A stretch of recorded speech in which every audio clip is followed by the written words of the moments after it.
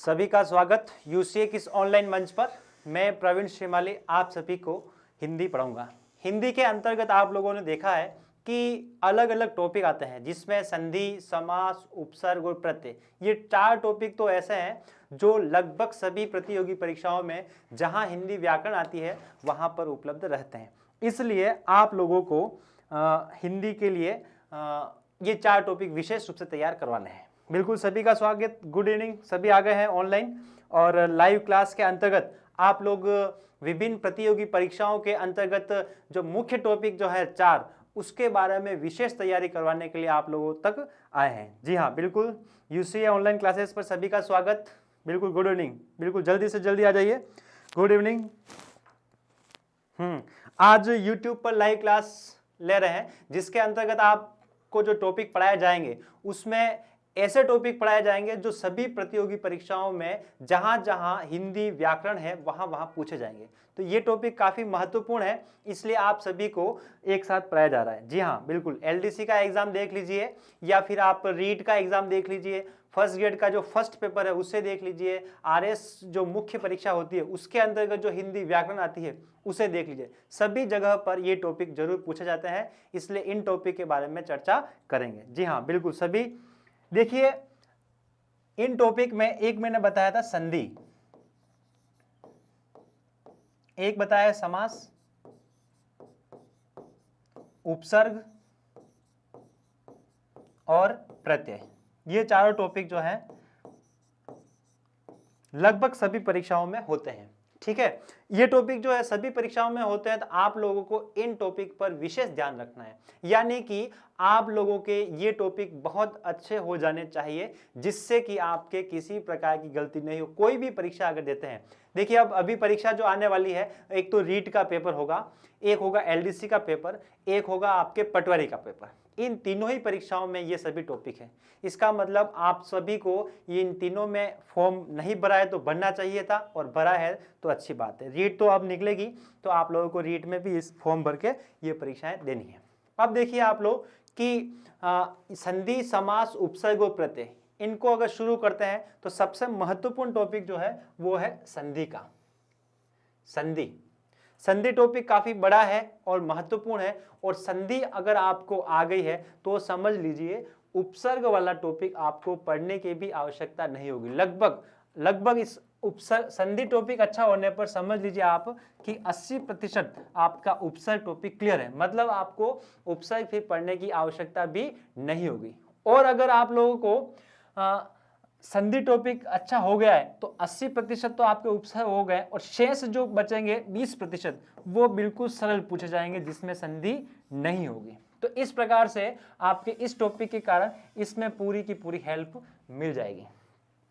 समास में मैंने पिछले वीडियो में आप लोगों को बताया था, यूसीए का जो यूट्यूब पर लाइव चला था उसके अंतर्गत मैंने समास में कुछ क्लासेस ली और आपको बताया कि किस ढंग से, किस प्रकार से आपको समास अच्छा करना है, कैसे आपको समास की तैयारी करनी है। ठीक है, बिल्कुल सभी का स्वागत। आ चुके हैं सभी। आप लोगों की कोई भी दिक्कत हो टॉपिक से संबंधित तो आप जरूर पूछें। सबसे पहले आप लोग बात करेंगे संधि के विषय में। किसके विषय में बात करेंगे? संधि। अब संधि के विषय में जो आप बात करेंगे तो इसमें आप लोग ध्यान रखें कि आपको वर्ण व्यवस्था आनी आवश्यक है।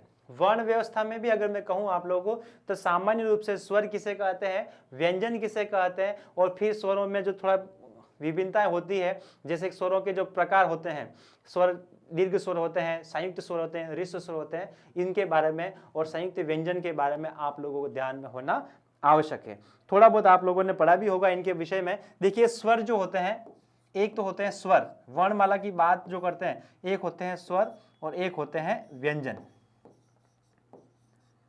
जब स्वर का उच्चारण करते हैं तो उच्चारण अवयव में कहीं पर भी बाधा नहीं होती है, यानी कि जो उच्चारण अवयव है जहां से स्वरों का उच्चारण होता है उनमें कहीं पर भी बाधा या अवरोध नहीं आता है, उसे कहा जाता है स्वर। यानी कि ये उच्चारण अवयव में ये मार्ग है जहां से प्रश्वास, श्वास लिया जाता है और प्रश्वास निकाला जाता है। तो बाहर जो हवा निकलती है इस मार्ग के माध्यम से, तो वो क्या कहलाती है? प्रश्वास। तो इस प्रश्वास में कहीं भी बाधा या अवरोध नहीं होता है, ये बाधा रहित होते हैं। ठीक है, और इनका उच्चारण जब करते हैं व्यंजन का, तो या तो यहाँ पर बाधा होती है कंठ में, यहाँ पर ओष्ठ के यहाँ बाधा होती है, या दंत के वहाँ होती है, या तालु के यहाँ होती है, या मूर्धा के यहाँ होती है। कुल मिलाकर कहीं न कहीं बाधा या अवरोध होता ही है। इस तरह से व्यंजन ऐसे वर्णों को कहा जाता है जिनका उच्चारण करते समय उच्चारण अवयव में कहीं न कहीं बाधा या अवरोध होता ही है। ठीक है, अब देखिए, स्वर हो गए आपके बाधा रहित, व्यंजन हो गए बाधा सहित, यानी कि कहीं न कहीं अवरोध होता ही है।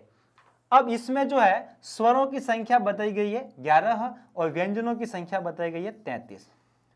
स्वर 11 होते हैं, आप लोगों को ज्ञात होगा, वैसे लिख लेता हूं मैं। अ, आ, ई, बड़ी, उ, बड़ा उ, री, ए, आय, ओ और औ, ये क्या होते हैं? स्वर। और व्यंजन जो होते हैं वो होते हैं 33, जिसके प्रारंभ में आप लोगों को ध्यान में रखना है कि ये जो क्रम है क, च, ट, त और प, ये आपको ध्यान में होना आवश्यक है।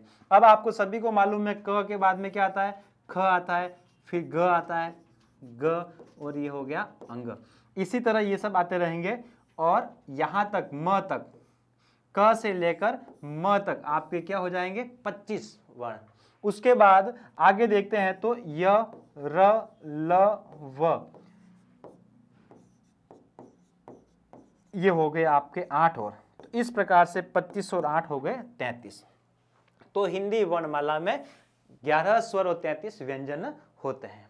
ठीक है, बिल्कुल सभी का स्वागत है। मनीषा जी, भावना जी, सीमा जी, हिना, गोस्वामी जी, गुरुकुल उदयपुर, बिल्कुल सभी का स्वागत। श्री जी स्टडी सेंटर से भी, हाँ जी बिल्कुल सभी को गुड इवनिंग। अब आप देख रहे हैं, इनमें से कुछ भी लिखना हो तो आप लिख सकते हैं। इस वीडियो को दूसरी बार पुनः देखें, और यहाँ जो है आप लोगों को जो बोर्ड के ऊपर दिख रहा है, जहां जहां आपको लगता है कि इसे रोकना चाहिए तो आप रोक कर भी लिख सकते हैं। एक बार तो आप इसे लिख लें, जो भी देख रहे हैं साथ साथ में लिखते भी रहे, जिससे कि आपको सुविधा रहे दूसरी बार पढ़ने में।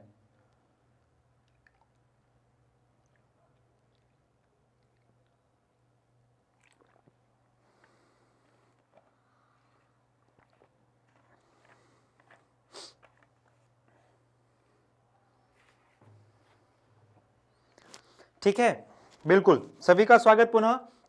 संधि टॉपिक शुरू करने से पहले आपको क्या ज्ञात होना आवश्यक है? स्वरों के बारे में और व्यंजन के बारे में। स्वर बाधा रहित बताए गए हैं और व्यंजन बाधा सहित बताए गए। स्वरों को पुनः 2 भागों में बांटा जाता है। इसमें से जो अ है, छोटी ई, छोटा उ और ये री, ये चारों स्वर जो होते हैं उन्हें ऋस्व स्वर, ह में री लगाना इस तरह से, और स्व, ऋस्व स्वर। अब ऋस्व स्वर जो है उन्हें लघु स्वर भी कहा जाता है।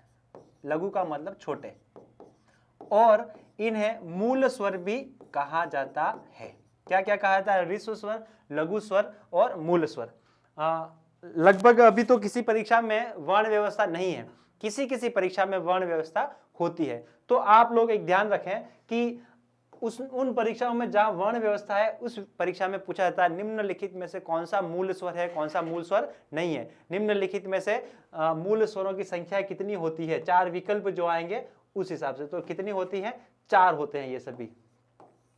ठीक है, कौन सा लघु स्वर है, कौन सा लघु स्वर नहीं है, इस तरह से जो भी प्रश्न आते हैं आप लोग ध्यान रखें। ठीक है, शेष जो है आ, बड़ी, बड़ा उ और ये चारों, इन्हें कहा जाता है दीर्घ स्वर। कहीं कहीं लिखा हुआ है संधि स्वर। अगर ज्यादा देखा जाए तो इन्हें क्या कहा जाएगा? संधि स्वर कहा जाता है। ये ज्यादा सही होता है, क्योंकि संधि स्वर जो है इनको वापस 2 भागों में आता है। एक भाग जो है वो कहलाता है दीर्घ स्वर, और एक भाग जो होता है वो कहलाता है संयुक्त स्वर। दीर्घ स्वर जो दीर्घ संधि के अंतर्गत आते हैं वो वाले आ, बड़ी और बड़ा उ, ये आते हैं आपके दीर्घ स्वर के अंतर्गत। और संयुक्त स्वर जो है उसके अंतर्गत आते हैं ए, आई, ओ और औ, ये चारों आते हैं। ठीक है, क्या बताया मैंने, स्वरों को दो भागों में बांटा जा सकता है। पहला जो है वो है आपके ऋस्व स्वर और दूसरा है आपके संधि स्वर। संधि स्वरों को पुनः दो भागों में बांटा जाता है, पहला है आपके दीर्घ स्वर और दूसरा है आपके संयुक्त स्वर। दीर्घ स्वर के अंतर्गत क्या आता है, आ, बड़ी और बड़ा ऊ, और संयुक्त स्वर के अंतर्गत आता है ए, आई, ओ, औ। एक और बात ध्यान रखें कि जहां कहीं संयुक्त शब्द का प्रयोग हुआ है, संयुक्त, वहां यह समझ लीजिए कि दो भिन्न भिन्न स्वर कोई ना कोई मिलेंगे, दो भिन्न भिन्न स्वर। अगर यही संयुक्त व्यंजन आता है तो समझ लीजिए कि दो भिन्न भिन्न व्यंजन आपस में मिल रहे हैं। तो अभी क्या पूछा गया, संयुक्त स्वर, तो यहां क्या होगा, दो भिन्न भिन्न स्वर आपस में मिलेंगे। दो भिन्न भिन्न से तात्पर्य यह है कि ये एक अ है और एक ई है, ये दोनों मिलकर क्या बना रहे हैं, ए। अगर एक समान स्वर मिलते हैं, अ के साथ में पुनः अ मिलता है तो क्या बन जाता है, आ। तो ये तो सजातीय स्वर के अंतर्गत आते हैं, और सजातीय स्वर आपस में मिलते हैं तो एक दीर्घ स्वर का निर्माण करते हैं। क्या कहलाता है, सजातीय। सजातीय स्वर जो होते हैं वो जब आपस में मिलते हैं तो किसका निर्माण करते हैं, दीर्घ स्वर का। सजातीय स्वर देखिए, अ और आ सजातीय है, ई और ई सजातीय है, उ और उ सजातीय है। तो ये तीनों युग्म जो है सजातीय स्वरों का युग्म है, और ये जब भी आपस में मिलेंगे तो क्या क्या बनेगा, एक तो बनेगा आ, एक बनेगी बड़ी और एक बनेगा उ। ये तीनों जब मिलते हैं तो किससे मिलकर बनते हैं, सजातीय स्वरों से मिलकर बनते हैं। तो ये आप लोग ध्यान रखें। अब परीक्षा में प्रश्न क्या क्या पूछ सकते हैं स्वर और व्यंजनों के बारे में, देखिए। जी हाँ, सभी का स्वागत पुनः। जगदीश जी जाट, बिल्कुल सर, स्वागत है यूसीए के इस ऑनलाइन मंच पर। और आप देख रहे हैं विभिन्न प्रतियोगी परीक्षाओं के अंतर्गत, जैसे कि एलडीसी है, पटवारी है, रीट है, ऐसी प्रतियोगी परीक्षाएं जिसके अंतर्गत कुछ टॉपिक जो है वो तो हमेशा आते ही हैं, जो कि आपके अच्छे होने चाहिए। मतलब ये टॉपिक तो ऐसे हैं कि आप किसी भी परीक्षा में बैठेंगे तो ये टॉपिक मिल जाएंगे, जिसमें संधि, समास, उपसर्ग और प्रत्यय, तो इन टॉपिक के बारे में सबसे पहले चर्चा की जाएगी। तो संधि को पढ़ने के लिए आपको क्या, वर्ण व्यवस्था का ज्ञान होना आवश्यक है। तो बात कर रहे हैं कि स्वर और व्यंजन के बारे में अगर प्रश्न आता है तो क्या आएगा। नंबर 1, हिंदी वर्णमाला में स्वर की संख्या कितनी है, तो 11। नंबर 2, स्वरों को कितने भागों में बांटा गया है, तो 2 भागों में। पहला है ऋस्व, लघु या मूल स्वर, और दूसरा है संधि स्वर। संधि स्वर के कितने प्रकार होते हैं, तो वापस कितने प्रकार होते हैं, 2। एक है दीर्घ स्वर और एक है संयुक्त स्वर। दीर्घ स्वर के कितने होते हैं, तो दीर्घ स्वरों की संख्या 3 है, और संयुक्त स्वरों की संख्या कितनी है, तो 4 है। दीर्घ में कौन कौन से आते हैं, आ, बड़ी और बड़ा ऊ। सजातीय स्वरों से मिलकर बने स्वर को क्या कहता है, सजातीय स्वरों से मिलकर बने स्वर को क्या कहा जाता है, तो कहा जाता है दीर्घ स्वर। दीर्घ स्वर जो होते हैं वो सजातीय स्वरों से मिलकर बने होते हैं। फिर अगला प्रश्न आता है, संयुक्त स्वर जो होते हैं उनकी संख्या कितनी होती है, तो 4 होती है। फिर संयुक्त स्वर निम्नलिखित में से कौन सा है, कौन सा संयुक्त स्वर नहीं है, तो ये 4 संयुक्त स्वर हैं। संयुक्त स्वरों का निर्माण किससे हुआ है, तो अ के साथ में ई मिलती है तो ए बनता है, अ के साथ में अगर ए मिलता है तो आई बनता है, अ के साथ में उ मिलता है तो ओ बनता है, और अ के साथ में ओ मिलता है तो औ बनता है। तो इस प्रकार से चारों संयुक्त स्वरों का निर्माण होता है। और ये बताया था कि जहां कहीं पर संयुक्त शब्द का प्रयोग होता है तो समझ लीजिए कि कोई ना कोई दो भिन्न भिन्न व्यंजन, भिन्न भिन्न स्वर, कोई न कोई दो भिन्न भिन्न इकाइयां मिलती होगी। कैसे मिलती होगी, देखिए। सबसे पहले बात करता हूं मैं संयुक्त स्वर की, ठीक है। संयुक्त स्वर, तो यहां दो भिन्न भिन्न स्वर मिलते हैं, जैसे कि अभी मैंने आपको बताया था अ के साथ में ई मिलता है तो ए बनता है। अब देखिए अ अलग है और ई अलग है। अगर ई के साथ में ई मिलती तो ये भिन्न भिन्न नहीं होते, सजातीय होते हैं, तो फिर दीर्घ स्वर का निर्माण हो जाता है। अब देखिए यहां क्या हो रहा है, अ के साथ में ई मिली, अ अलग है और ई अलग है, तो दोनों अलग अलग स्वर मिल रहे हैं, तो इसका मतलब क्या हो जाएगा, यहां संयुक्त स्वर का निर्माण हो जाएगा। इसी तरह आता है संयुक्त व्यंजन, जिसके बारे में आगे बात करेंगे। अभी मैं बता दूं संयुक्त व्यंजन में कैसे निर्माण होता है। जैसे कि क के साथ में श मिलता है तो बनता है क्ष। तो यहां क अलग है और श अलग है। अगर दो समान व्यंजन मिलते हैं, जैसे कि ल के साथ में एक और ल मिला, देखिए एक तो लिखा हुआ रक्त, तो क के साथ में त प्रयुक्त हुआ है, और एक आया ल के साथ में ल, तो यहां क्या है समान व्यंजन, और यहां क्या है असमान व्यंजन। तो जहां असमान व्यंजन इस तरह से भी प्रयुक्त हो या इस तरह से प्रयुक्त हो तो उसे क्या कहा जाएगा, संयुक्त व्यंजन कहा जाएगा। लेकिन अगर समान व्यंजन प्रयुक्त होता है तो उसे क्या कहा जाएगा, वो आप बताइए। अगर आपको मालूम है कि दो समान व्यंजन किसी भी शब्द में एक साथ प्रयुक्त हो रहे हैं तो उसे क्या कहा जाएगा। पिछली ऐसा ही में पूछा हुआ प्रश्न है, आप लोगों को ध्यान में होना चाहिए। अगर आप हिंदी पढ़ते हैं, अच्छी तैयारी कर रहे हैं तो जल्दी से बताना, कमेंट अगर कर सकते हैं, अगर आपको मालूम है तो आप कमेंट कीजिए। बिल्कुल सभी का पुनः स्वागत, महेंद्र जी राठौर, भरत जी प्रजापत, स्वागत है यूसी किस ऑनलाइन मंच पर। अभी आप लोग पढ़ रहे हैं एलडीसी के लिए जो हिंदी है, पटवारी के लिए जो हिंदी है और रीट में जो हिंदी है, इन तीनों में ऐसे टॉपिक है जो सभी प्रतियोगी परीक्षाओं में पूछे जाते हैं, उसके विषय में आप पढ़ रहे हैं। और प्रश्न में पूछा है कि दो समान व्यंजन अगर कहीं एक साथ किसी शब्द में प्रयुक्त होते हैं तो उसे क्या कहा जाता है। सीमा जी बता रहे हैं संधि कहा जाता है। जी हाँ, और कोई दो समान व्यंजन, जैसे कि दिल्ली में ल और ल आया है,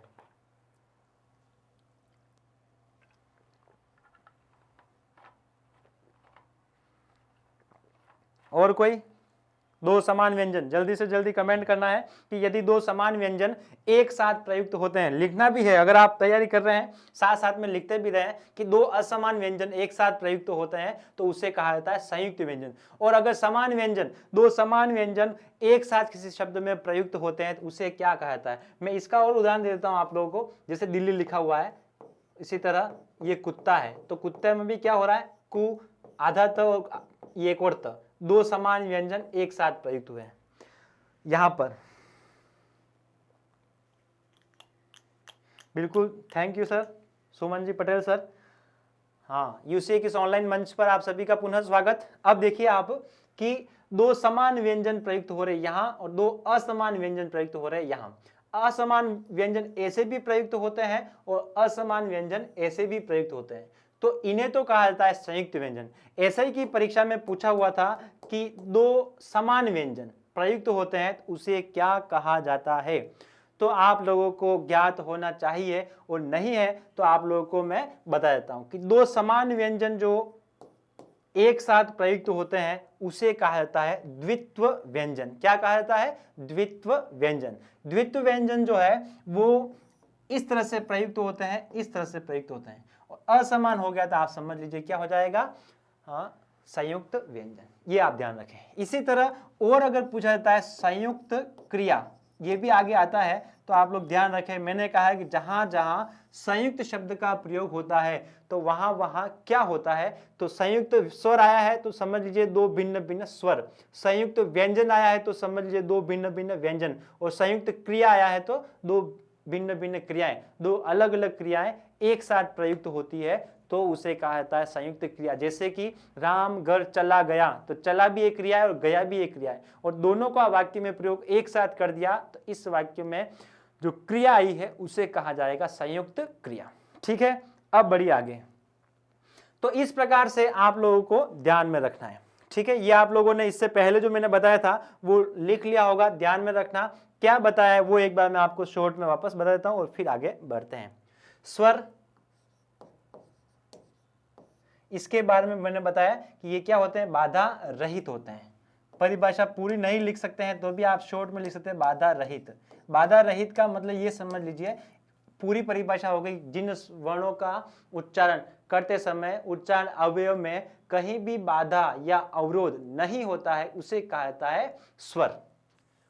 स्वरों की संख्या कितनी होती है, तो ये कितने होते हैं, 11 होते हैं। कितने प्रकार होते हैं इसके, तो इसके 2 प्रकार होते हैं। जो 11 स्वर है उन्हें वापस 2 भागों में बांटा गया। एक तो हो गया मूल स्वर, और मूल स्वर के मैंने नाम बताए थे ऋस्व, लघु, और एक होता है संधि स्वर। संधि स्वर जो होते हैं, अब मूल स्वर जो है इनको वापस जो है ये इनकी संख्या 4 बताई गई है, अ, छोटी ई, छोटा ऊ और री, इनकी संख्या कितनी है? 4 संख्या है। मूल स्वर कितने होते हैं? 4। कौन कौन से होते हैं? तो ये चारों आप ध्यान रखें। संधि स्वर जो होते हैं इनके 2 प्रकार होते हैं। वापस संधि स्वर के कितने प्रकार होते हैं? 2 प्रकार होते हैं। पहला होता है पहला प्रकार है वो है दीर्घ स्वर और दूसरा प्रकार है वो है संयुक्त स्वर। कितने हो गए?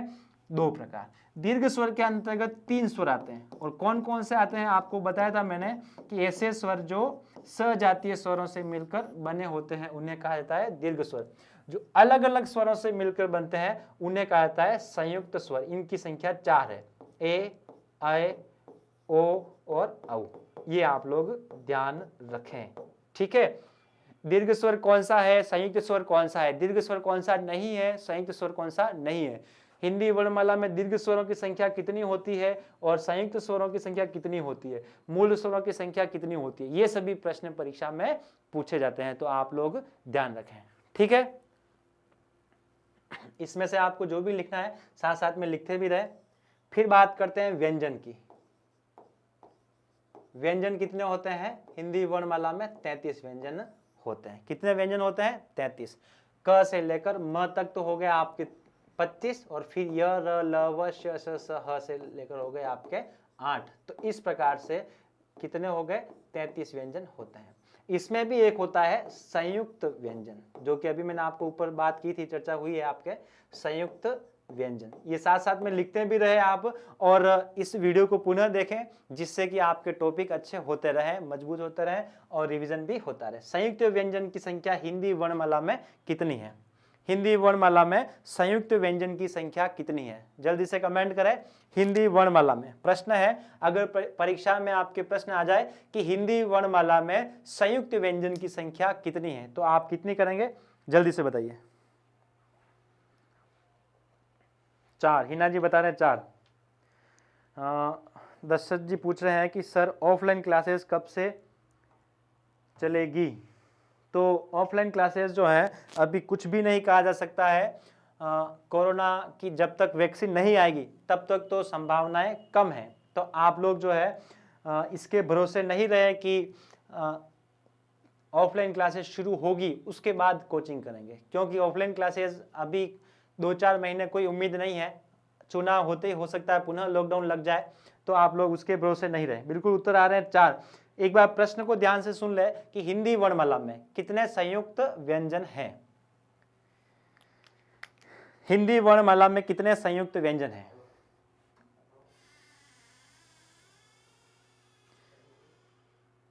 चार उत्तर दिया है आप लोगों ने कि हिंदी वर्णमाला में कितने संयुक्त व्यंजन है? 4। ठीक है।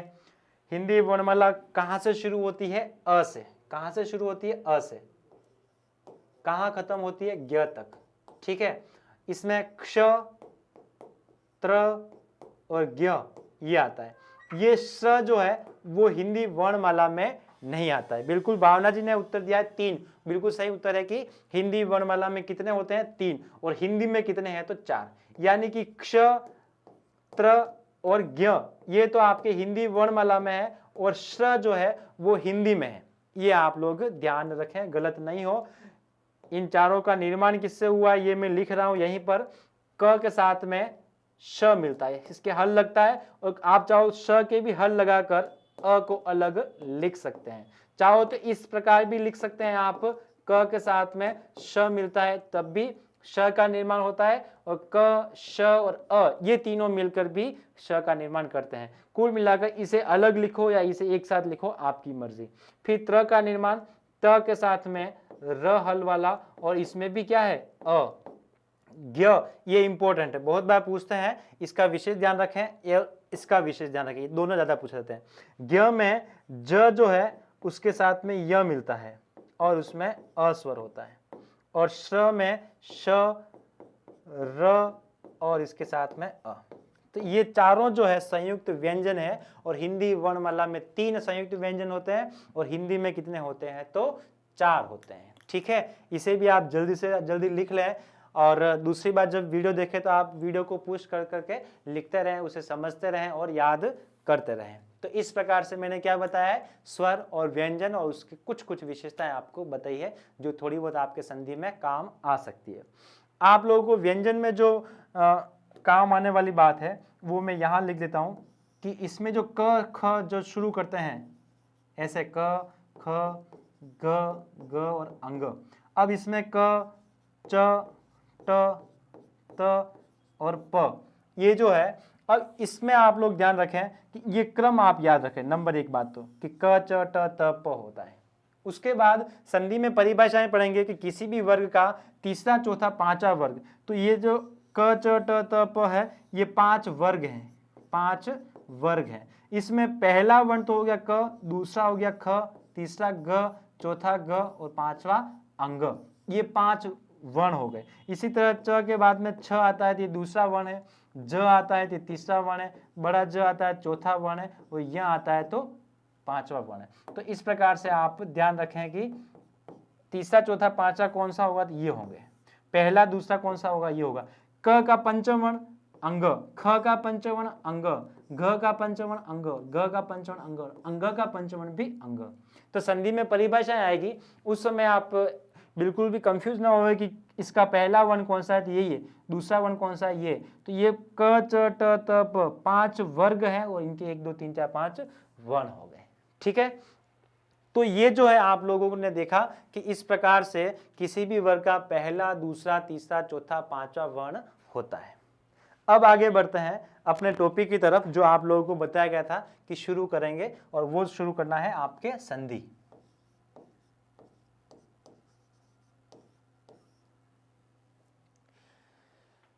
संधि जो होता है वो क्या होता है, वर्णों का मेल। क्या होता है, वर्णों का मेल होता है। वर्ण आपस में मिलते हैं, जब ये वर्ण आपस में मिलते हैं तो उसमें कोई विकार उत्पन्न करते हैं, यानी कि उसमें कुछ परिवर्तन लाते हैं। वो जो परिवर्तन होता है उसे क्या कहा जाता है, संधि कहा जाता है। जैसे देखिए कि एक शब्द है नर और एक शब्द है ईश। क्या है, नर धन ईश। नर शब्द जो है आप चाहो तो लिखते भी रहें, आप चाहो तो देखें, आप लोगों को जैसे याद हो वैसे करें आप।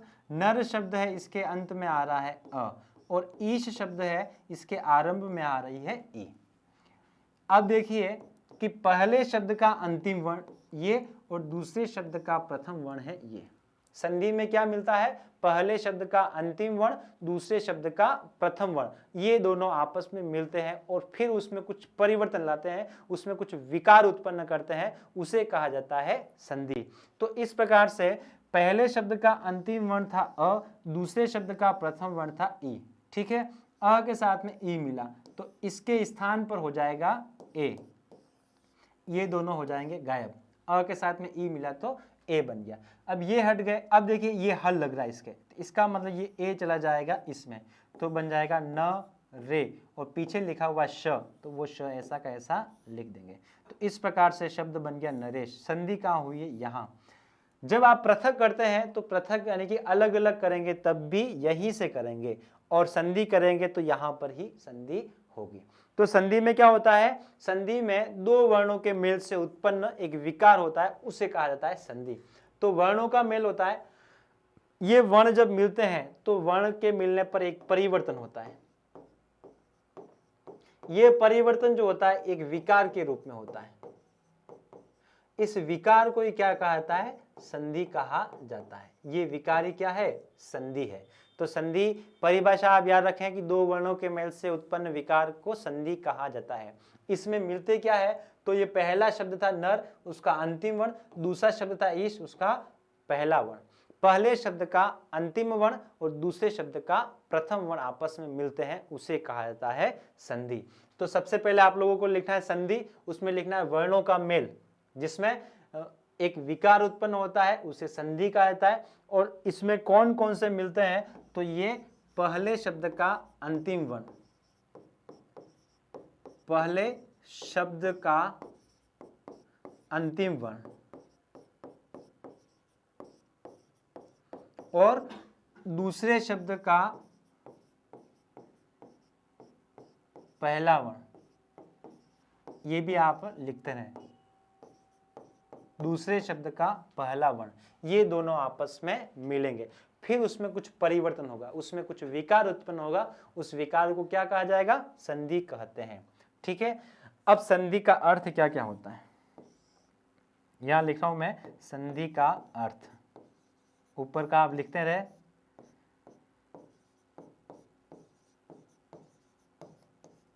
संधि का अर्थ परीक्षा में पूछा जाता है, संधि का अर्थ क्या होता है, और एक परीक्षा में पूछा जाता है व्याकरण की दृष्टि से संधि का अर्थ क्या होता है। ये दोनों आप लोगों को ज्ञात होना आवश्यक है, एक तो संधि और एक व्याकरण की दृष्टि से संधि का अर्थ।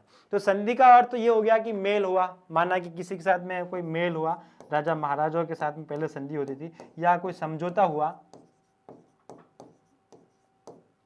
ठीक है, तो ये क्या है, संधि है।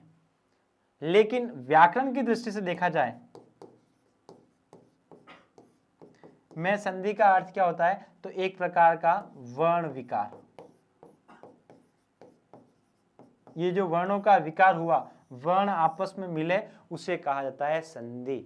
ठीक है, तो संधि का अर्थ तो मेल, समझौता, वर्ण विकार सब कुछ होता है, लेकिन अगर व्याकरण की दृष्टि से पूछा जाए तो फिर एक ही अर्थ होगा, क्या होगा, वर्ण विकार, वर्णों में विकार उत्पन्न होना, कुछ अलग तरह से। बिल्कुल क्या बताया है आपने, संयोग, समझौता, मेल, बिल्कुल हीना जी ने सही बताया है।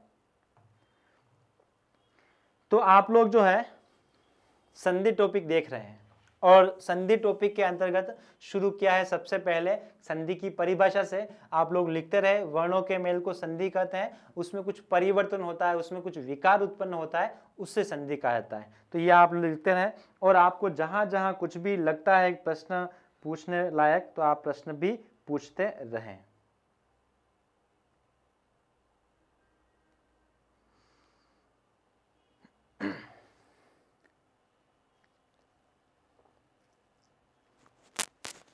ठीक है, तो ये आप लोग को लिखना भी है, ऐसा नहीं है कि आप लोग इसे सिर्फ देखें, एक बार देखने से कोई भी चीज याद नहीं होती है, तो इन्हें साथ साथ में लिखते भी रहे। इस जहां आपको लग रहा है नहीं लिख पाए, तो ये वीडियो आपके YouTube पर उपलब्ध रहेगा, तो आप इसे वापस दोहरा सकते हैं, वापस देख सकते हैं, और पूरे वीडियो में जहां जहां आपको लग रहा है कि ये लिखने वाली चीज है, तो उसे आप जरूर लिखें, तो आप लोगों के फायदा होगा। ठीक है, तो संधि क्या है, एक प्रकार का वर्ण विकार है। व्याकरण की संधि से, व्याकरण की दृष्टि से संधि का अर्थ, ये विशेष रूप से ध्यान रखें आप। और संधि में पहले शब्द का अंतिम वर्ण दूसरे शब्द का प्रथम वर्ण आपस में मिलता है, इसे भी ध्यान में रखें। अब बढ़ते हैं आगे।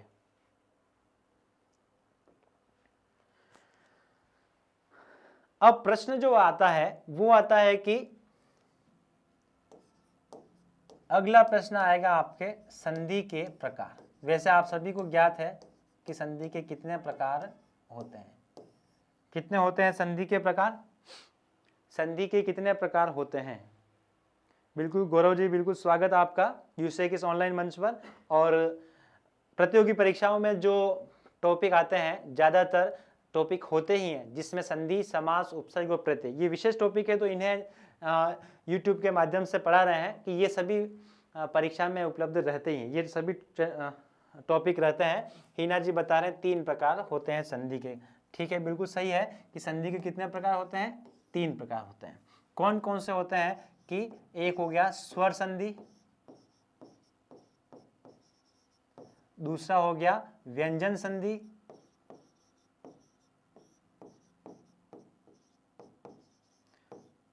और तीसरा हो गया विसर्ग संधि।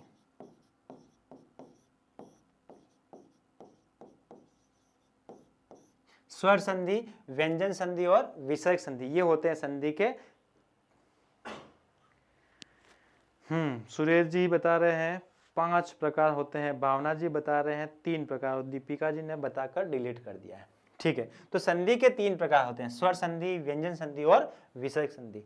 अब ये स्वर संधि जो होते हैं, इसके वापस 5 प्रकार होते हैं, ये आप लोग ध्यान रखें। स्वर संधि जो होती है उसमें स्वर के साथ में स्वर का मेल होता है।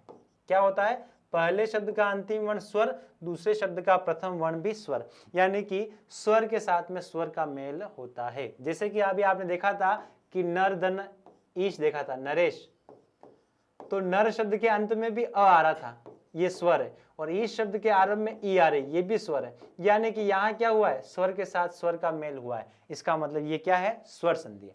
अब स्वर संधि में वापस अलग अलग प्रकार होते हैं 5, उनमें से कोई भी हो सकती है, लेकिन सबसे पहले आपने यह देख लिया कि पहले शब्द के अंत में भी क्या आ रहा था, स्वर, और दूसरे शब्द के आरंभ में भी आ रहा था स्वर, और इस प्रकार से स्वर के साथ में स्वर मिला तो हो गई आपके स्वर संधि। व्यंजन संधि में क्या होता है कि व्यंजन का होना आवश्यक है, जैसे कि पहले शब्द के अंत में आ गया स्वर, तो दूसरे शब्द के अंत में आएगा, दूसरे शब्द के आरंभ में क्या आ जाएगा, व्यंजन आ जाएगा। क्यों? क्योंकि एक तरफ व्यंजन होगा तभी व्यंजन संधि होगी। अगर पहले शब्द के अंत में व्यंजन आ गया, पहले शब्द के अंत में क्या आ गया, व्यंजन, तो दूसरे शब्द का प्रथम वर्ण स्वर भी हो सकता है या व्यंजन भी हो सकता है, ठीक है, यानी कि व्यंजन के साथ में स्वर भी आ सकता है, व्यंजन के साथ में व्यंजन भी आ सकता है। एक तरफ व्यंजन होना आवश्यक है, दोनों तरफ व्यंजन भी हो सकते हैं। विसर्ग संधि में क्या होगा कि पहले शब्द के अंत में जो भी आएगा उसके साथ में विसर्ग आएगा, और फिर यहां स्वर आ सकता है या फिर विसर्ग के साथ में व्यंजन आ सकता है। पहले शब्द के अंत में विसर्ग आएगा, ये जरूर होता है, जैसे देखिए आप, नीह धन रोग, तो यहां क्या है, विसर्ग है और ये व्यंजन आ गया, ठीक है, नीह धन अवलंब,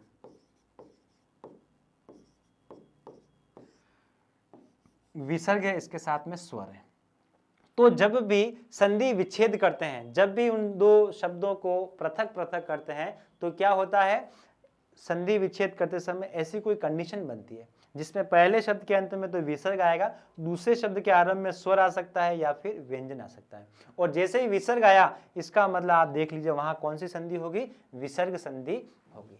तो ये भी आप लोगों को ध्यान में रखना है कि विसर्ग संधि में पहले शब्द के अंत में जो स्वर आता है उसके साथ में विसर्ग आता ही है। अब इसमें अलग अलग नियम है, लगभग 15 नियम इसमें है, 15-16 नियम इसमें है, और इसके 5 प्रकार हैं, तो वो भी आप लोग पढ़ेंगे। अब संधि हर किसी शब्द की नहीं करनी है, अगर आप हर कोई शब्द उठा के ले आते हैं कि इस शब्द का संधि विच्छेद क्या होगा, तो हर किसी शब्द का संधि विच्छेद नहीं किया जा सकता है। संधि विच्छेद उसी का होता है कि जो पृथक होता है शब्द, जैसे नी हुआ, रोग हुआ, नर ईश हुआ, तो इन दोनों का कोई ना कोई अर्थ जरूर आएगा, इन दोनों का अर्थवान होना आवश्यक है, यानी कि संधि विच्छेद होने पर पृथक होने वाली इकाइयां हमेशा अर्थवान होती है। अगर कोई भी निरर्थक शब्द आ रहा है इसका मतलब वहां पर संधि नहीं हुई है। पृथक होने पर, संधि विच्छेद करने पर अर्थवान इकाई का आना आवश्यक है। अब देखिए वहां लिखा था नरेश, संधि विच्छेद किया तो नर आया और ईश आया, नर का भी अर्थ होता है, ईश का भी अर्थ होता है। अब एक शब्द लिखिए, आप देखिए टेबल, अब टेबल में ए बन रहा है तो ट के साथ में इबल, ये लिख देता हूं, ई छोटा या बड़ा कोई भी लिख लीजिए। अब ये ट का कोई अर्थ नहीं है, इबल का कोई अर्थ नहीं है, संधि होने पर तो ये हो रहा है कि अ के साथ में ई मिल रही है तो ए बन रहा है, ये तो सही है, लेकिन ट का कोई अर्थ नहीं है, इबल का कोई अर्थ नहीं है, इसका मतलब ये जो संधि विच्छेद हुआ है, ये जो आपने संधि की है वो क्या है, गलत है, यहाँ कोई संधि नहीं हो रही है। तो ये भी आप लोग ध्यान रखें कि इस तरह से कोई ऐसे शब्द जो है प्रयुक्त नहीं करने हैं जो अर्थवान न हो, ठीक है। तो संधि में संधि विच्छेद जब भी करते हैं तो प्राप्त होने वाले शब्द हमेशा क्या होते हैं, अर्थवान होते हैं, हमेशा अर्थवान इकाई ही प्राप्त होती है। तो ये भी आप लोग ध्यान रखें। अब देखिए कि संधि के प्रकार कितने बताए मैंने, 3, और उसमें से सबसे पहला प्रकार बताया स्वर संधि, और स्वर संधि के कितने प्रकार होते हैं, तो 5। स्वर संधि की परिभाषा, स्वर के साथ में स्वर का मेल होता है। स्वर के साथ में स्वर कैसे, कि पहले शब्द का अंतिम वर्ण, जैसे मैंने अभी बताया था नर और ईश, तो पहले शब्द के अंत में क्या बन रहा था, अ, दूसरे शब्द के आरंभ में क्या है, ई, तो पहले शब्द का अंतिम वर्ण और दूसरे शब्द का प्रथम वर्ण क्या होंगे, स्वर ही होते हैं, और वहां होती है स्वर संधि। अब स्वर संधि के प्रकार होते हैं 5, जिसमें दीर्घ संधि, गुण संधि, वृद्धि संधि, यण संधि और अयादी संधि। ये होते हैं आपके कुल 5 प्रकार। प्रश्न आता है संधि के कितने प्रकार होते हैं, तो 3 प्रकार। स्वर संधि के कितने प्रकार होते हैं, तो 5 प्रकार। बस ये ध्यान रखें, स्वर लिखा हुआ है आगे, इसका मतलब प्रकार 5 हो जाएंगे, और सिर्फ संधि लिखा हुआ है तो प्रकार कितने होंगे, 3। तो संधि के 3 और स्वर संधि के 5 प्रकार होते हैं। दीर्घ संधि जो होगी उसमें दीर्घ स्वरों का निर्माण होगा, जिसमें आ, ई और उ बन रहे होंगे। आ, ई और उ, यानी कि शब्द आ गया विद्यार्थी, विद्यार्थी, तो अब यहां देखिए आ का निर्माण हुआ है, तो इसका मतलब दीर्घ संधि है। अभी नदीश बड़ी आ रही है, इसका मतलब दीर्घ संधि है। भानुदय बड़ा ऊ आ रहा है, इसका मतलब दीर्घ संधि है। मनीषा जी क्या बता रहे हैं, दीर्घ, गुण, आदि, यण और वृद्धि, बिल्कुल सही है। हिना जी बता रहे हैं 5 प्रकार होते हैं। हाँ, तो 5 जो प्रकार होते हैं उनमें सबसे पहले देखिए दीर्घ संधि होती है, और दीर्घ संधि में क्या है, आ, बड़ी और बड़ा ऊ। तो आ का निर्माण कैसे होता है वो आपको मैं नियम में बताऊंगा। जहां आ दिखता है तो संभावना बनती है कि वहां क्या हो सकती है, दीर्घ संधि हो सकती है। फिर आप उसका संधि विच्छेद कर सकते हैं तो पता चल जाएगा। अब देखिए भानुदय में भा आ रहा है और ऊ भी आ रहा है, आ यहाँ पर भी है, ऊ यहाँ पर भी है, इसका मतलब आ भी है और ऊ भी है। तो फिर जहां पृथक होने पर पहले शब्द के पहला शब्द और दूसरा शब्द ये दोनों पृथक हो रहे हैं, फिर देखना है कि अर्थवान इकाई कौन सी हो रही है। या मैं भा जो लिखा हुआ है उसके यहाँ पृथक करता हूं तो भ प्लस अनुदय या भा प्लस अनुदय, तो इसका कोई अर्थ नहीं बैठ रहा है। और अगर वही मैं यहां करता हूं कि भानु धन उदय, अब देखिए भानु का मतलब होता है सूर्य और उसका उदय, तो इसका मतलब दोनों अर्थवान यही बैठ रहे हैं। यानी कि दोनों शब्द जब मिलकर एक वापस इकाई बना रहे हैं, उसका और इसका अर्थ दोनों का क्या है, एक है। इसका मतलब संधि विच्छेद यहां पर किया जाएगा, यहां नहीं किया जाएगा। तो ये भी आप लोग ध्यान रखें। इसी तरह गुण संधि जो है इसमें ए, ओ और अर, इन तीनों का निर्माण होता है। कैसे होता है देखिए आप कि जैसे कि ए वाला बताता हूं, अभी बताया था वही नरेश, तो यहां ए आ रहा है। ओ वाले में परोपकार, तो यहां ओ आ रहा है। और अर वाले में महर्षि, देवर्षि, राजर्षि, ऐसे कुछ भी, तो अ इसका और ये र वाला, तो अर, तो ये अर। तो इस प्रकार से किसी भी शब्द में आपको ए दिखे, ओ दिखे या अर दिखे, क्या क्या, ए, ओ और अर, तो क्या होगा वहां पर आपके गुण संधि होगी, ए, ओ और अर। ठीक है। दीर्घ संधि में क्या था, आ, बड़ी और बड़ा ऊ। संधि का ज्ञान आप सभी को होगा। प्रश्न है कि किस संधि में गुण संधि का विपरीत नियम लगता है। जल्दी से आप चाहे तो कमेंट कर सकते हैं अगर आपको आ रहा है कि किस संधि में गुण संधि का विपरीत नियम लगता है। जल्दी से बताना है किस संधि में गुण संधि का विपरीत नियम लगता है।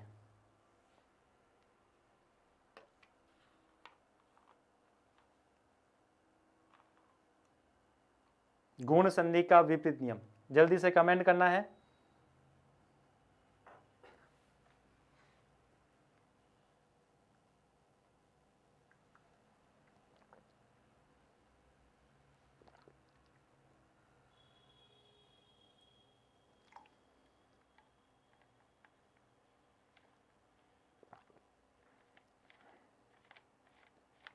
गुण संधि में अगर संधि पढ़ी हुई है आप लोगों ने कि गुण संधि में क्या होता है, तो गुण संधि में अ के साथ में ई मिलती है, अ के साथ में उ मिलता है।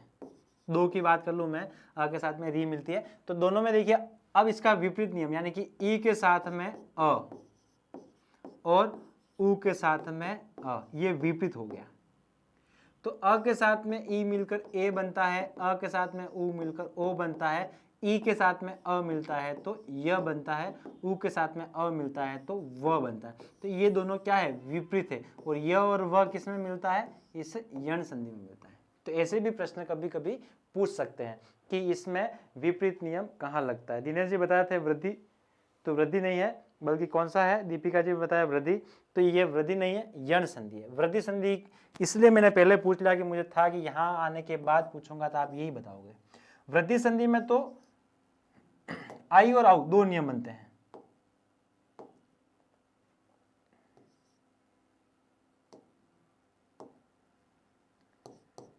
एक तो आई बनता है और एक आउ बनता है, ठीक है। आई जो है, जैसे कि देखिए आप वित्तेषणा,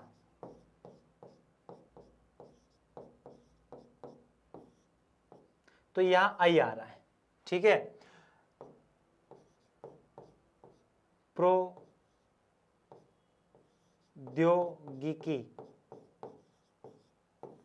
औ आ रहा है। ये जो औ बना है, ये जो आई बना है, ये क्या है, आपके वृद्धि संधि की पहचान कर सकते हैं। इन शब्दों से आप वृद्धि संधि की पहचान कर सकते हैं। इनमें कुछ अपवाद है, वो आप छोड़ दें, उन्हें मैं आपको बता दूंगा कैसे अपवाद है, कैसे आपको पूछेंगे। जैसे कि पहले पूछा था प्रौढ़ शब्द में कौन सी संधि है। प्रौढ़ शब्द बताना है जल्दी से जल्दी आप लोगों को कि प्रौढ़ शब्द में कौन सी संधि है। अगर आप लोगों को आ रहा है तो बताना है कि प्रौढ़ शब्द में कौन सी संधि होगी। जल्दी से जल्दी बताना है कि प्रौढ़ शब्द में संधि कौन सी है। अब आप लोग देखिए यहां क्या हो रहा है, दो मात्राएं लग रही है। दो मात्राएं लग रही है तो क्या होगा कि दो मात्राओं को देखकर आप लोग कहेंगे कि वृद्धि संधि होगी, लेकिन यहां पर ये गुण संधि का अपवाद है। किसका अपवाद है, गुण संधि का।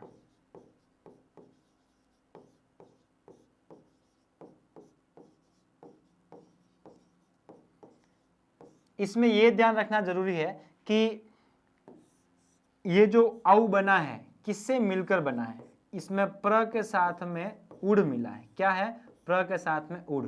तो अब ये देखिए आप कि अ के साथ में उ मिला है, और अ के साथ में उ किस में मिलता है, तो गुण संधि में मिलता है। इसमें अ के साथ में ओ मिलता है। ऐसा आप विस्तार से जो है पढ़ेंगे। बिल्कुल, भावना जी ने वृद्धि बताया था, दिनेश जी ने भी वृद्धि बताया था, तो वृद्धि नहीं है, यही ध्यान रखना था। कौन सा है, गुण है। बिल्कुल सही उत्तर दिया है आप सुरेश जी ने, दीपिका जी ने, कि गुण संधि का अपवाद है। क्यों है, क्योंकि अ के साथ में उ मिल रहा है, वो किस में मिलता है, तो गुण संधि में। अ के साथ में ओ मिल रहा हो, अ के साथ में ए मिल रहा हो, तो वहां संधि होती है वृद्धि संधि। अब इसमें जो है, इस गुण संधि का विपरीत नियम लगता है, किसमें, यण संधि में। और अयादि संधि जो है, अयादि संधि और यण संधि, ये भी महत्वपूर्ण संधि है। और ये संधियां ऐसी है कि ज्यादा आपको मेहनत नहीं करनी है, शब्द कम आते हैं इसमें, एक बार समझ लोगे तो ये दोनों संधियां अच्छी हो जाएगी। तो शुरुआत अपन इन्हीं दोनों से करेंगे, जिससे कि आप इन दोनों को तो अच्छा कर ले। यण संधि ऐसी संधि है कि आप यण में सीखेंगे, लेकिन ये आपको उपसर्ग में ज्यादा काम आएगी। यण संधि को उपसर्ग में ज्यादा पूछा जाता है, तो आप लोग यण संधि को भी अच्छे ढंग से याद करें। हाँ, सीमा जी लिख रहे हैं कि सर 3 दिन डेमो के बाद कंटिन्यू, बिल्कुल चलेगी कंटिन्यू। आप ऐप पर देख सकेंगे 3 दिन जो है ये फ्री डेमो रखा गया है कि जितने भी प्रतियोगी परीक्षा हैं उनमें ये टॉपिक लगभग होते ही हैं, और वो आप सभी तैयार कर सको। जिसमें कि अभी जो फिलहाल एग्जाम आने वाले हैं, पटवारी का एग्जाम होगा, एलडीसी की परीक्षा होगी, और एक आपके रीट, तो इन तीनों में ही ये टॉपिक जो है उपलब्ध है और आप लोगों को तैयार करना है। तो ध्यान रखें, इनमें ये टॉपिक आप बहुत अच्छे कर ले। जहाँ कहीं भी हिंदी होगी वहाँ संधि समास उपसर्ग प्रत्यय होगा, तो वो आप लोगों के अच्छे होने चाहिए। न सिर्फ अभी आप जिसका भी फॉर्म भरा है तो आप उसी के भरोसे नहीं रहे कि मुझे वही परीक्षा देनी है। जितने भी एग्जाम निकलते हैं, जितने भी फॉर्म निकलते हैं, सभी भरने हैं आपको और सभी परीक्षाएं देनी है।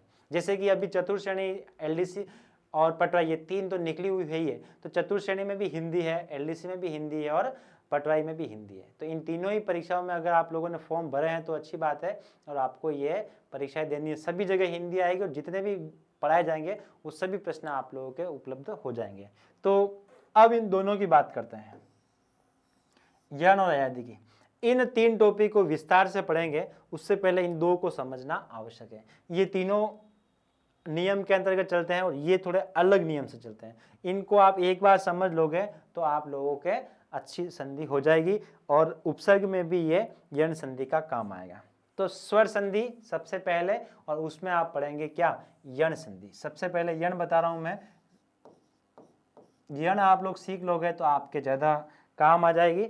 यण संधि में जो है पहले शब्द के अंत में छोटी या फिर बड़ी ई आती है, या फिर पहले शब्द के अंत में छोटा या बड़ा ऊ आता है, और या फिर री आती है। इस ई का मतलब यण संधि में होता है य।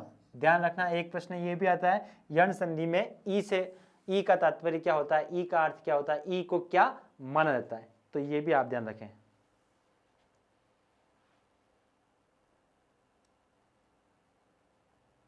दिनेश जी क्या पूछ रहे हैं, सेकेंडरी 10+2 लेवल किड्स कोचिंग होगी, क्या लिखना चाहते हैं?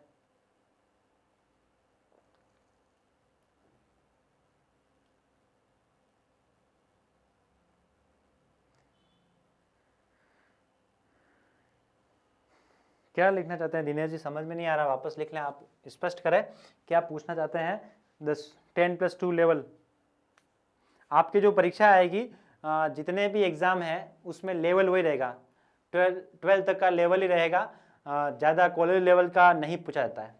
तो उसके हिसाब से ही आप लोग पढ़ें, ज़्यादा लेवल का इन परीक्षाओं में नहीं पूछा जाता है। एलडीसी है, चतुर्थ श्रेणी कर्मचारी है, पटवारी है और रीट का है, इनमें 12 तक का लेवल, ज़्यादा से ज़्यादा 12 तक का लेवल ही होता है। यही शायद पूछना चाहते हो तो यही बताता हूँ मैं। अब देखिए कि ये ई का मतलब यण संधि में क्या माना जाता है, य। ऊ का मतलब क्या माना जाता है, हिना जी ने बताया ई प्लस अ बराबर य, बिल्कुल सही था। ऊ का मतलब यण संधि में क्या माना जाता है, तो वो माना जाता है व। और री का मतलब क्या माना जाता है, तो वो है आपके र। अब इसमें क्या होता है कि ई जो है इसके साथ में अगर अ मिलता है तो ई प्लस अ बराबर य हो जाएगा। क्यों? क्योंकि ई का मतलब क्या होता है, य, और उसमें ये अ चला गया तो य पूरा हो गया। अब इसमें जो मिलते हैं वो स्वर कौन से होते हैं, असमान स्वर।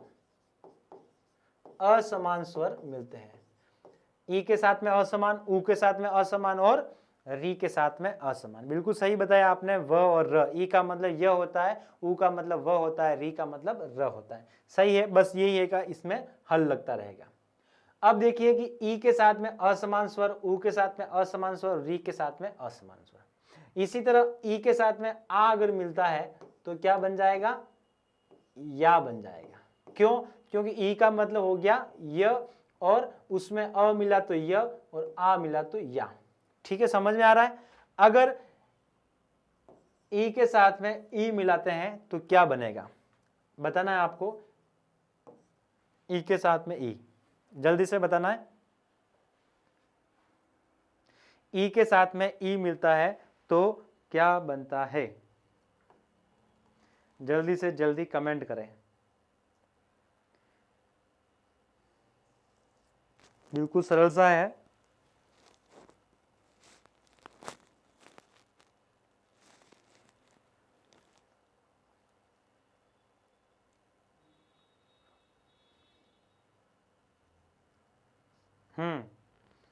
मनीषा जी बता रहे हैं बड़ी।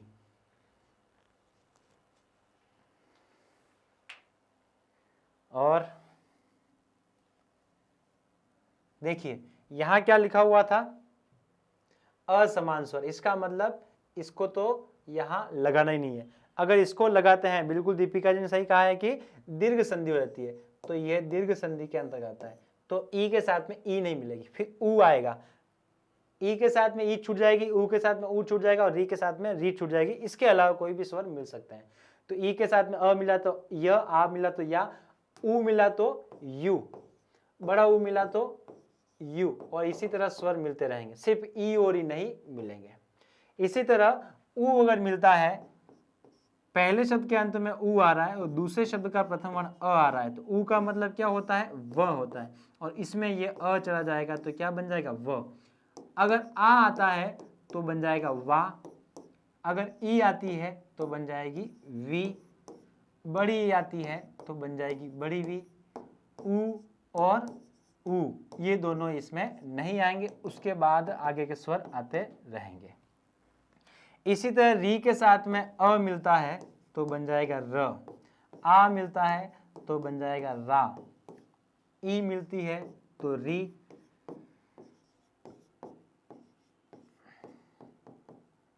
आगे री नहीं मिलेगी। इस प्रकार से मिलते हैं। अब इसमें जो है आप लोगों को ध्यान रखें कि संधि विच्छेद जो करते हैं, जैसे कि प्रत्येक, ठीक है, अन्विक्षा, इन दोनों का बता दूं मैं आपको। प्रत्येक शब्द है तो यह आएगा, अन्विक्षा है तो व। संधि विच्छेद करते समय ध्यान रखें कि इन यण संधि में एक तो य आएगा आएगा या फिर व आएगा आएगा। इन दोनों की बात कर रहा हूं, इन दो नियमों की, तो य और व आते ही हैं। अब आपको यह ध्यान रखना है कि य से पहले भी एक ऐसा व्यंजन आएगा और व से पहले भी एक ऐसा व्यंजन आएगा जिसमें स्वर नहीं होगा। स्वर रहित व्यंजन का आना आवश्यक होता है। य से पहले भी आएगा, व से पहले भी आएगा। एक ऐसा व्यंजन आएगा जिसमें स्वर नहीं होगा, जैसे कि न्याय, तो य से पहले क्या आ रहा है, न आ रहा है, ठीक है। न्यून, य से पहले न आ रहा है, तो य और व से पहले क्या आते हैं, स्वर रहित व्यंजन आते ही हैं। बिल्कुल सभी का वापस स्वागत। सही बताया है दीपिका जी ने कि आधा शब्द, आधा शब्द का तात्पर्य ये होता है स्वर रहित व्यंजन आता ही है। कब आता है, य से पहले और व से पहले। अब वो क्यों आता है वो देखिए कि जब आप संधि विच्छेद करते हैं तो क्या करना है कि य में स्वर कौन सा है, य में अभी कौन सा स्वर प्रयुक्त हुआ है उसे देखिए, कौन, प्लस लगा लीजिए। अब ये देखिए य में स्वर कौन सा है, ए, तो ये आपने लिखा ए, बाद में लिखा हुआ है क, तो ये लिख दिया क। अब य से ए तो हटा दिया है, अब यह कौन सा बचा है, हल वाला, और यह हल वाला है, इसका मतलब क्या होता है, ई होता है, तो वो ई को इसमें डाल दीजिए तो बन जाएगा प्रति। यह का मतलब क्या होता है, छोटी या फिर बड़ी, दोनों में से कुछ भी हो सकता है। तो इस य का ई जो है वो आपने कहाँ डाल दिया, इसमें, तो इस प्रकार से प्रतिधन एक, ठीक है। इसी प्रकार आप देखिए अन्विक्षा, व में स्वर कौन सा है, बड़ी, बाद में लिखा हुआ हैक्षा, तो ये इक्षा लिख दिया। अब इस व का मतलब क्या होता है, क्योंकि इसका व में जो ई थी वो तो आपने यहां लिख दिए, अब क्या बचा, व हल वाला, और उसका मतलब क्या होता है, उ, तो ये उ जो है वो इसमें डाल देंगे तो बन जाएगा अनु, अनुधन इक्षा। बिल्कुल हाँ सही बताया। व्यायाम, व्यायाम है जैसे कि, तो अब यहां देखिए यह आ रहा है, उससे पहले व्यंजन आ रहा है, इसका मतलब यहां संधि विच्छेद हो सकता है। यह में स्वर कौन सा है, आ, तो ये प्लस लगा के आ लिखा, पीछे लिखा हुआ है याम, तो ये याम लिखा। अब इसका ई बनाकर इसमें डाल देंगे तो बन जाएगा वी, तो वी धन आयाम। इस प्रकार से संधि विच्छेद करते हैं, ठीक है। कुछ और उदाहरण आगे बताता हूं मैं आप लोगों को, ये भी आप साथ साथ में लिखते रहें अपने रजिस्टर में। ऐसे ही डेमो क्लास में आए हैं तो ऐसे ही नहीं बैठना है। आपको लग रहा है कि यूट्यूब पे फ्री मिल रही है, लेकिन आप लोग लिखते रहें। पुनः इस वीडियो को देखें, आप इस वीडियो को लाइक कर दें, जिससे कि आपके लाइक वाले ऑप्शन में मिल जाएगा, और फिर जो है आपको जब दूसरी बार इसका रिवीजन करना होगा तो आप सिर्फ लाइक वाले वीडियो में जाएंगे तो आपको उपलब्ध हो जाएगा। बाकी भी आपको यूसीए के इस ऑनलाइन यूट्यूब चैनल पर आपको सारे वीडियो उपलब्ध रहेंगे, ठीक है। UCA online Udaipur coaching academy, यहाँ पर उदयपुर कोचिंग संस्थान में जितने भी कोचिंग संस्थान हैं, लगभग सभी कोचिंग संस्थान की फैकल्टी यहाँ उपलब्ध रहेगी और आपको अलग अलग प्रतियोगी परीक्षाओं की तैयारी करवाती रहेगी। ऑनलाइन कोचिंग शुरू करने का सबसे बड़ा उद्देश्य यही है कि अभी जो है कोचिंग संस्थान बंद है, और कोचिंग संस्थान बंद है और खुलने की उम्मीदें अभी बिल्कुल भी नहीं है, क्योंकि पुनः लॉकडाउन होने की स्थिति आने वाली है। राजस्थान में अभी चुनाव चल रहे हैं और चुनाव के कारण लॉकडाउन नहीं हुआ। जैसा कि आप सुन रहे हैं कि अलग अलग शहरों में लॉकडाउन हो रहे हैं, तो इस वजह से आप लोगों की क्या क्या है, ऑनलाइन कोचिंग शुरू की है कि आप लोग उन फैकल्टी के द्वारा जो आप ऑफलाइन क्लासेस में पढ़ते हैं उन्हीं फैकल्टी के द्वारा ऑनलाइन भी पढ़ सकें। कुछ और कोचिंग सेंटर है जहां पर आप लोगों को YouTube पे अलग फैकल्टी बताते हैं और ऑनलाइन में अलग फैकल्टी बताते हैं। ऐसा नहीं होगा आपके यहाँ जो YouTube पे आप लाइव देख रहे हैं उन्हीं फैकल्टी के माध्यम से आप ऑनलाइन UCA जो ऐप है वहाँ पर आपको पूरा कोर्स उपलब्ध रहेगा। ये कोर्स जो है जैसे कि रीट का है, पटवारी का है, LDC का है, वन रक्षक का है, वनपाल का है और इसके अलावा भी जो पहले हो चुके हैं जैसे कांस्टेबल हुआ है, BSTC का हुआ है, ये सारे कोर्स जो है आपको UCA पर उपलब्ध रहेंगे। आप अगर सिर्फ हिंदी पढ़ना चाहते हैं, सिर्फ इंग्लिश पढ़ना चाहते हैं, सिर्फ साइकोलॉजी पढ़ना चाहते हैं, जैसे रीट का है तो रीट में साइकोलॉजी का, हिंदी का, इंग्लिश का विशेष महत्व है, तो आप सिर्फ पढ़ना चाहते हैं तो उसके लिए भी अलग आपके लिए एक कोर्स उपलब्ध रहेगा। यानी कि आप लोगों को सभी प्रकार के कोर्स UCA के ऑनलाइन मंच पर उपलब्ध करवाए जाएंगे। आपको क्या करना है, UCA का ऐप डाउनलोड करना है और उसमें जो कोर्स दिए गए हैं उन्हें आपको खरीदना है। तो वहाँ पर आपको उदयपुर की बेस्ट फैकल्टी जिनके माध्यम से आप ऑफलाइन पढ़ते थे उन्हीं से आप लोग ऑनलाइन पढ़ेंगे। बिल्कुल। तो आप लोगों ने क्या देखा है, यण संधि, और यण संधि में किस प्रकार से संधि विच्छेद करते हैं ये देखा है। तो एक बार आप पुनः एक बार सरसरी निगाहों से देख लीजिए और फिर आगे बढ़ते हैं। तो ये क्या है, यण संधि। और यण संधि में एक दो शब्द में आप लोगों को लिख दूं कि जैसे यहां लिख दूं व्यापक, ठीक है, व्या आ रहा है तो या में स्वर कौन सा है, आ, और पीछे लिख दिया आपने पक और इसका ई बनाकर डाल दिया तो बन गया वी। ठीक है, पहले मैंने लिखा था न्यून, तो न्यून में यू में ऊ कौन सा है, बड़ा, और ये आ गया न तो बन गया ऊन, तो इसका ई बनाकर इसमें डाल दिया तो बन गया नी। तो इस प्रकार से संधि विच्छेद हो गया। अगली कक्षा में आप लोग देखेंगे कि किस प्रकार से संधि करनी है, कैसे दो वर्णों को पुनः मिलाना है और इस प्रकार से शब्दों का निर्माण करना है। और इसके साथ ही उ वाला नियम और री वाला नियम भी विस्तार से बताया जाएगा। और यण संधि है, अयादि संधि और जो तीन संधि है दीर्घ गुण और वृद्धि, इनके बारे में विस्तार से बताया जाएगा। अभी केवल एक दो उदाहरण के माध्यम से बताया कि ऐसे संधि विच्छेद करना है, विस्तृत जो है पुनः आपको बताया जाएगा। आज के लिए इतना ही। बिल्कुल सही बताया विनोद जी ने कि इको यण संस्कृत के नियम के अनुसार बिल्कुल सही होता है। धन्यवाद, अगली कक्षा में मिलते हैं।